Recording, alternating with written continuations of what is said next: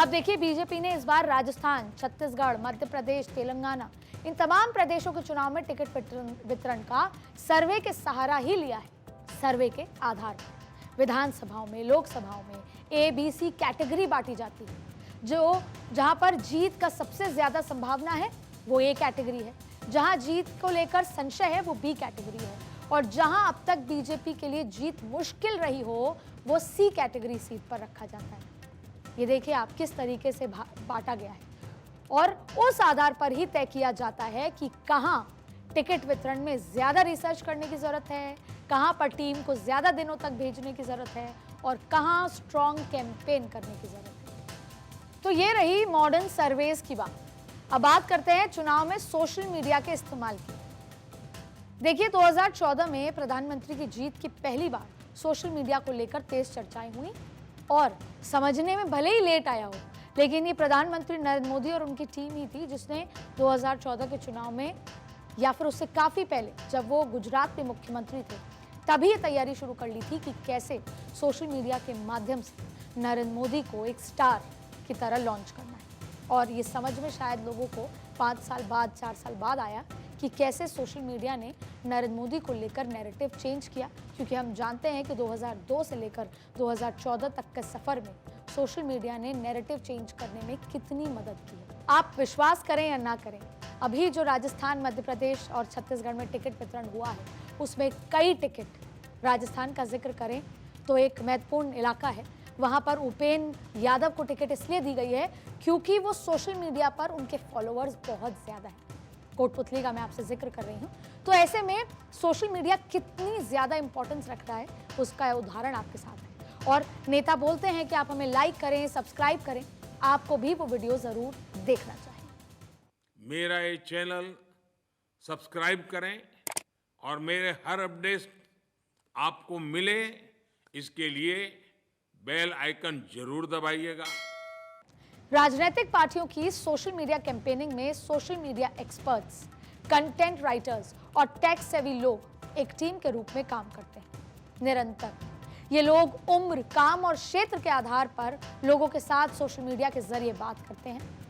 आपने कहावत सुनी होगी, out of sight out of mind. इसका उल्टा कि आप चाहे सो के उठें, आप सबसे पहले सोशल मीडिया पे जाते हैं तो आपको सिर्फ एक ही व्यक्ति का नाम दिखे, आप अखबार खोलें एक ही व्यक्ति का नाम दिखे, और आप सड़क पर जाएं तो वॉल पेंटिंग होती है, आपको वो व्यक्ति दिखे, आप कानों से सुने, रेडियो पे सुने, हर जगह आपको सिर्फ वही व्यक्ति दिख रहा है।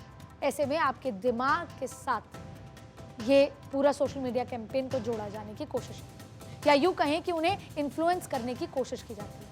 आपने भी अपने सोशल मीडिया अकाउंट पर पार्टियों के लिए पोस्टर, प्रचार और कंटेंट देखे होंगे, और पार्टियों के सोशल मीडिया अकाउंट्स पर जो भी कमेंट्स आते हैं उन्हें बड़ी बारीकी के साथ मॉनिटरिंग भी किया जाता है, और जहां कमी नजर आती है उस पर काम किया जाता है। सोशल मीडिया के साथ ही ये कंसल्टेंसी टीम्स, ये रिसोर्स मैनेजमेंट पर भी काम करती है। इसका मतलब है कि कब किस नेता को क्या एक्टिविटी करनी चाहिए, कब किस नेता को कैसे कपड़े पहनने चाहिए, ये सब भी बहुत रिसर्च के साथ ही तय किया जाता है।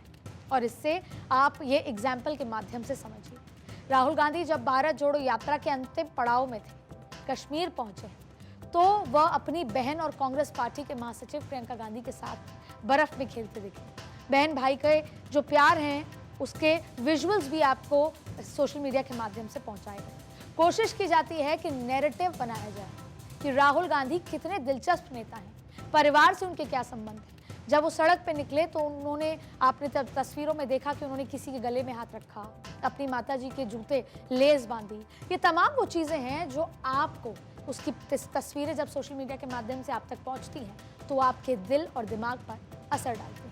इससे राहुल गांधी की मोहब्बत वाली दुकान खोलने आया हूँ वाला नैरेटिव को भी काफ़ी सपोर्ट मिलता है। और इसके अलावा कपड़ों की बात करें तो राहुल गांधी की कड़ाके की ठंड में वो हाफ टी शर्ट काफी चर्चा में भी रही थी। या प्रधानमंत्री मोदी का जिक्र कर लेते हैं, रैलियों के दौरान अलग अलग पोशाक। 15 अगस्त के दौरान ये चर्चा रहती है कि लाल किले जब वो पहुंचेंगे तो आज उन्होंने क्या पहना है, उनकी कौन सी पगड़ी का रंग है, उन्होंने क्या साफा पहना है, उसमें क्या रंग है और उससे क्या कुछ कहना। उसके बाद जब वो कुछ कहते हैं तो एक नैरेटिव सेट होता है, एक इम्प्रेशन, एक जिसे बोलते हैं कि किसी का व्यक्तित्व सेट होता है। सब कुछ मैनेज्ड होता है, सब कुछ इस तरह से किया जाता है कि सिर्फ नेताओं के भाषण ही नहीं, बल्कि उन्होंने क्या पहना था, वो क्या कहने वाले हैं, वो भी कहीं ना कहीं आपसे कनेक्ट कराया जाए। या यही मॉडर्न पॉलिटिक्स की मॉडर्न स्ट्रैटेजी है। अब इस पूरे मसले की, इस पूरे कैंपेन और मैकेनिज्म की शुरुआत कहाँ से है, आपको ज़रा डिकोड करके समझाने की कोशिश करते हैं। इसके लिए हम सीधे आपको लेके चलेंगे 2014 के लोकसभा चुनाव की कैंपेनिंग। 2014 में नरेंद्र मोदी की कैंपेनिंग का जिम्मा मिला था CAG को। CAG यानी citizens for accountable government. CAG में IIT से पढ़े हुए लोग शामिल थे और प्रशांत किशोर को आप जानते ही होंगे, बहुत प्रचलित नाम है, वो भी इस टीम का हिस्सा था। प्रशांत किशोर की अगुवाई में इस हाई टेक टीम ने नरेंद्र मोदी के लिए कैंपेन डिजाइन किया था। 2014 में प्रधानमंत्री मोदी की बड़ी जीत के साथ ही इस टीम की चर्चा तेज हो गई। लोग पूछने लगे, ना सिर्फ पॉलिटिकल पार्टी के लोग, जनता पूछने लगी कि आखिर प्रशांत किशोर हैं कौन।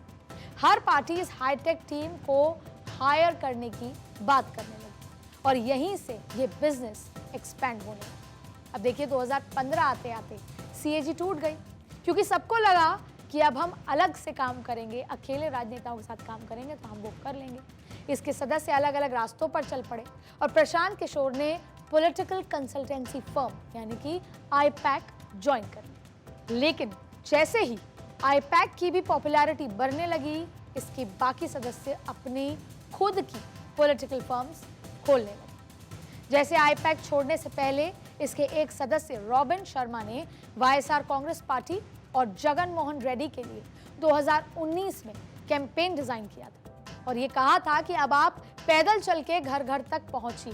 वो भी उस कैंपेन का हिस्सा था कि क्या अलग किया जा सकता है। उस जीत के बाद अब रॉबिन शर्मा IPAC में तो नहीं है, लेकिन अब वो अपनी नई फर्म के साथ TDP के लिए काम कर रहे हैं, यानी आंध्र प्रदेश में चंद्रबाबू नायडू के लिए कैंपेन डिजाइन कर रहे हैं। अब देखिए, क्योंकि पॉलिटिकल पार्टी जीत जाने के बाद इसका श्रेय इन कंसल्टेंसी फर्म को बिल्कुल नहीं देती। वो कहती हैं कि पार्टी की लोकप्रियता खुद है, नेता सशक्त हैं, संगठन मजबूत है, घर घर जाकर काम किया है, रात रात भर अलग अलग इलाकों में रुके हैं, इसलिए चुनाव जीता गया। क्योंकि सारा का सारा क्रेडिट नेताओं के नाम चला जाता है, ऐसे में तेजी के साथ बढ़ती इन कंपनियों को उतना एक्सपोजर नहीं मिलता है। लेकिन आज की तारीख में ये कंपनियां 2000 से 2500 करोड़ का बिजनेस करती हैं, तकरीबन 30,000 लोगों को रोजगार देती हैं और ये 30,000 लोग बड़ी बड़ी यूनिवर्सिटी से पढ़े होते हैं, जैसे IIT IIM जैसा जिक्र मैं आपसे कर रही थी।